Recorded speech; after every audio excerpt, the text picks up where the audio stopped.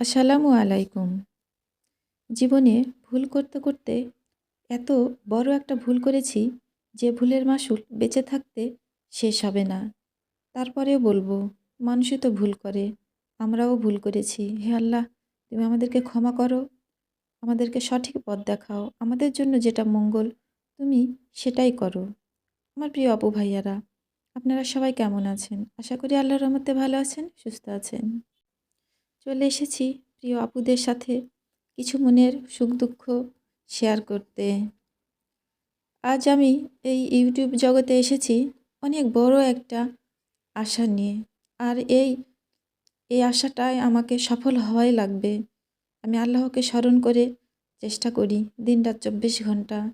প্রিয় আপু ভাইয়ারা, আপনারা সবাই আমাকে প্লিজ পূর্ণ দমে সাপোর্ট করবেন আশা করি। কারণ আমি আমার সমস্যার কথা আপনাদেরকে বলতে পারছি না।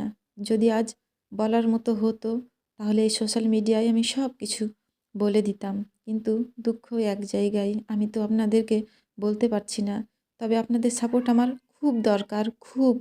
আমরা মধ্যবিত্ত পরিবারের মানুষ। আমরা না পারি কাউকে কোনো কিছু বলতে, না পারি সইতে। এই তো আমাদের জীবন।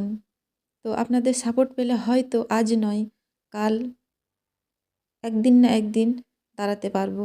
আর আপনারা যদি আমাকে ভালোবেসে পূর্ণদমে সাপোর্ট করেন তাহলে ইনশাল্লাহ খুব শীঘ্রই আমি ঘুরে দাঁড়াতে পারবো আল্লাহর রহমতে।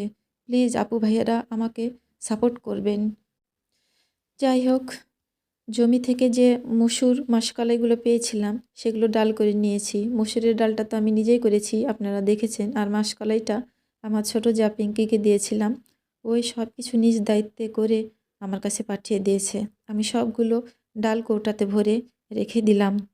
এখন চাল ডাল এগুলোই আমার ঘরের সম্বল, তাই তো সংরক্ষণ করে রেখে দিলাম। সময় অসময়ে চাল আর ডাল ঘরে থাকলে অন্তত দুমুঠো ভাতটা পেটে যাবে। ফ্রিজ খুলে অনেক খোঁজাখুঁজির পর এক প্যাকেট এই মাংসটাই ছিল অবশিষ্ট। ভাবলাম আজকে তো শুক্রবার, এটা আজকেরই ভিডিও, এই মাংসটা রান্না করে নিই। যদিও কারো মনেই কোনো সুখ নেই, শান্তি নেই। তারপরেও আমার জুবেরের কথা ভেবে রান্নাটা বসাতে আসলাম। আমার ছেলেটার মুখে অন্তত একটু ভালো খাবার তো দিতে পারবো, এই আশায়। ছাদে গিয়েছিলাম, ছাদ থেকে কিছু শাক উঠালাম। অতি যত্নে ছাদে বাগান করেছিলাম আমি আর আমার হাজব্যান্ড। জানি না আদৌ সেই বাগানটা সে বাগান হয়ে থাকবে না কি হবে। তো শাকগুলো সব গাছের গোড়া থেকে শাকগুলো উঠে নিয়ে আসলাম। আর ভাবলাম আজকে ভর্তাও করব না, আর অল্প শাক ভাজিও করব না, কয়েকটা আলু দিয়ে হাতে মাখিয়ে রান্না করব। তবে হ্যাঁ, এই শাকে যদি একটু শুটকি মাছ দেওয়া যেত তাহলে খুব ভালো হতো। থাক, আর আশা নাই বা করলাম। যে পজিশনে যে অবস্থায় আছি, এটা থেকে ছোট্ট একটা মনের ইচ্ছা পোষণ করা, ছোট্ট একটা আশা করাটাও আমাদের এখন দুরাশা। নাই বা করলাম, যা আছে সেটাতে আলহামদুলিল্লাহ, সেটাতেই সন্তুষ্ট। তো শাকগুলো মাখিয়ে রান্না শুরু করে দিলাম। আর মাংস তো প্রেসারে দিয়েই দিয়েছিলাম। এখন প্রায় 1টার কাছাকাছি। ওরা বাবা ছেলে নেই, মসজিদে গেছে নামাজ পড়তে। আসলেই ওদেরকে খেতে দিতে হবে।